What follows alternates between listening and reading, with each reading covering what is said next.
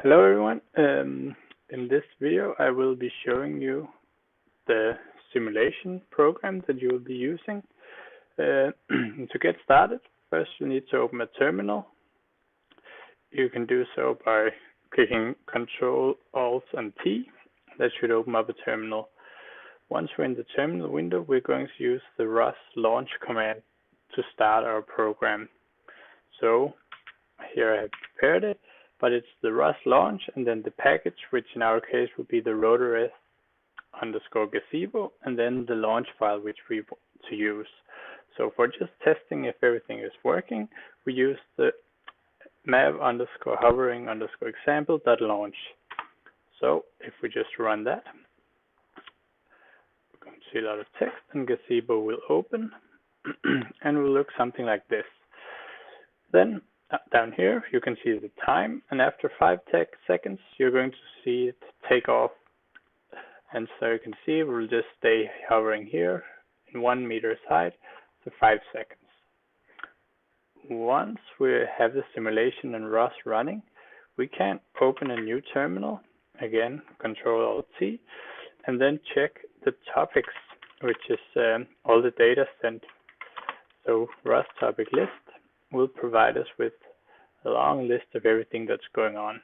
So if we, for example, were interested in the position, down here we can see hummingbird odometry sensor 1 position.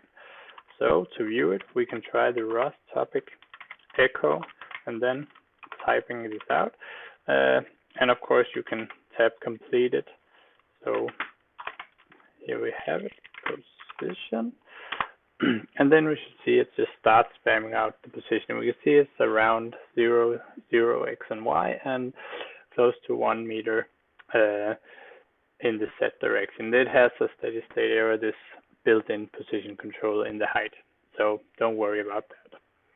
So when we wish to close everything down, just Control and C, and that will stop everything. And to close the simulation, you can first close this window and then Control C in the terminal to actually end the process. So while we wait for this to shut down, we're going to now take a look at the next example, which is using it together with Matlab. So in Matlab we have the 31390_Matlab folder, which you all should have. And in here we have different folders and files available for you. So if we go to the initial test, and in here we have the initial test script, which is very simple. It just defines some variables that we are going to need. So we will run this so that all our timing and stuff like that has been defined. Then we can open the Simulink model, which is already done. So it is over here, and here you can see it.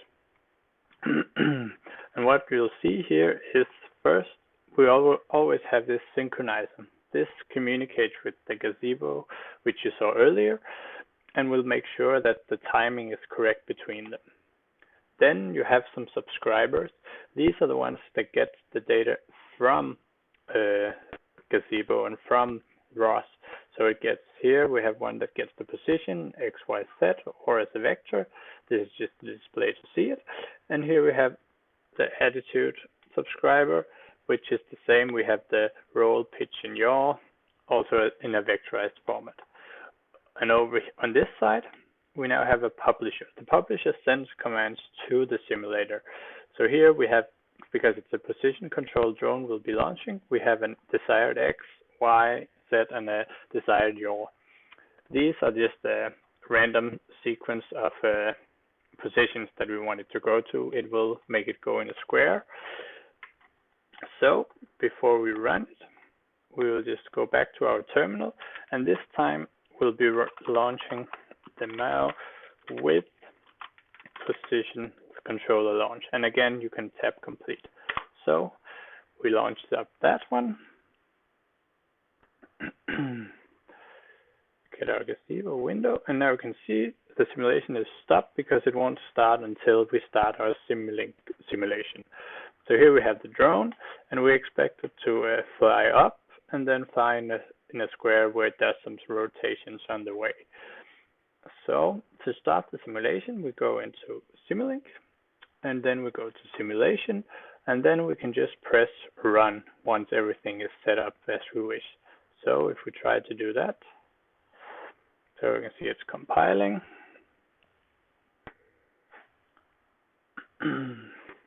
And now it starts to run.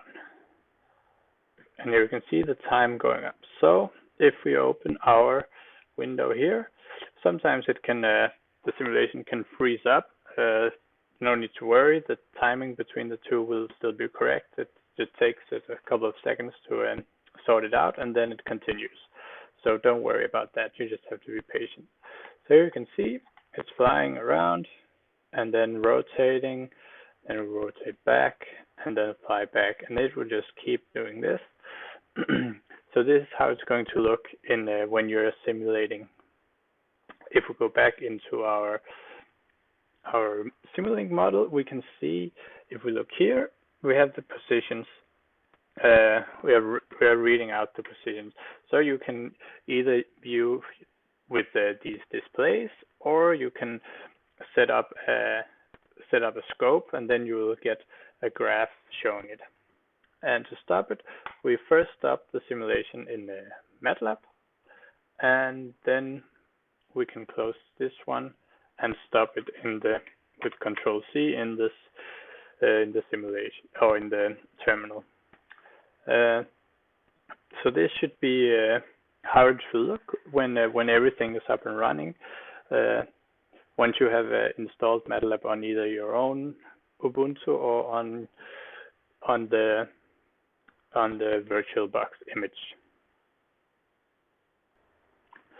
Hello, and in this video I will be showing some of the Simulink blocks that you will have available, so that you can get some data from the Rust simulation.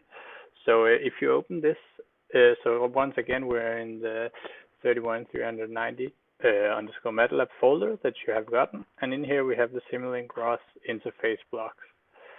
So if we open this up, you see these. So this is not it's not really usable for anything. This file is just a collection of all the blocks that you have available, and can choose to use as you wish. So if we start in this block, which has the 4 different subscribers that I've made for you, we have one that gets the position. It's very basic. You get the X, Y, and the Z position. Then you have one called the attitude subscriber. This one will get you roll, pitch, and yaw. Then we have the odometry. This is for getting velocities out. So we can get the X, Y, and Z velocity of the drone, as well as the angular velocities. So maybe this will be useful for you. And lastly, we have so this is the IMU, which is on the drone. It's a simulated IMU, and it will have the gyroscopes and accelerometer values for you if you need that. Then we have some publishers. So there are 3 different simulations you can run. One which is completely position controlled. For that one, you will be using this one with the desired positions. Then you have a slightly more basic one, which only controls the roll, pitch, yaw rate, and then the thrust. So if you wish to use that simulation, this is the publisher you will be using, where you can set a desired roll and pitch, yaw rate, and a thrust. And the thrust is just an arbitrary value from minus 50 to 50, with 0 being close to a hovering thrust. And then you have this motor velocity publisher. This one is used in the most basic of the simulations, which is when you control the motor velocities directly. So this is where you need to do all the controlling of attitude and position yourself. And for here, you just set the motor velocities 1, 2, 3, and 4. Yeah, so this is another one you have available for you. And just remember that these are here. If you need them, then you can just copy them in here. One thing I would like to note is that when using these things, the names here have to be you have to choose the correct name of the drone you're using. So you can either be using the Hummingbird or the AR drone in your simulation assignment. So if all of these comes default with Hummingbird, but if you wish to use the AR drone, you need to change the name in here to the AR drone if that's what you're using. Else the naming won't be correct and you won't be getting any data or sending any data. So just remember that if you change things there.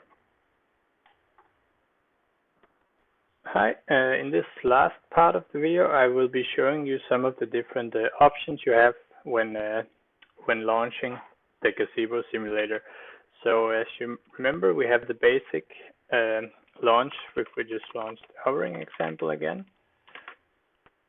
We launched that one. Remember, it takes off after 5 seconds and flies up. Get it over here. 5 seconds and it starts flying. This is the most basic one, but we can also include some other options. For example, if you wish to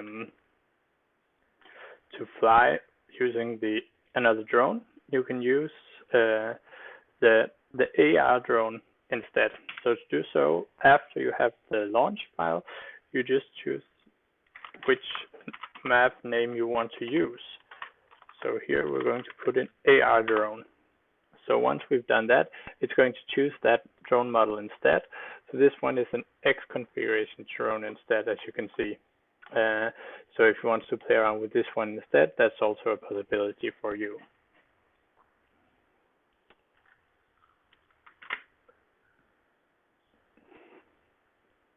Then we also have the option to run without the graphical user interface. So for example, if you just want to test something with your Simulink model, so if we, for example, take the one with position control and then type this GUI equals false, then we can see it starts up, but the window never pops up with the actual thing. So, but it still works. So we can still start our simulation in Matlab on Simulink, and you can see that it starts. Now it's just doing the freeze up thing. So we just need to be patient. But let's open this scope. And we can see that it is actually still working and flying around, following the X position, Y position, and the scope will always be like in 10-second increments. But this using no GUI can make the resets faster because you don't need to close that part of a Gazebo. So that's also an option for you if you don't require seeing how it's moving. Then the last option we have is to choose a different world. And so we could, for example, take the hovering example again and say world name. And then here we can put in maze 1. So this is a maze you'll be using for one of your assignments. So this will now launch inside this maze where the drone will now, so when you need to do the path planning, you will fly around this. All of these arguments that I've shown you here can be added on top or one after the other, so you can have all of them at once. So you can have AR drone, just have a space between them. So you can have map name and GUI and world name, if you wish.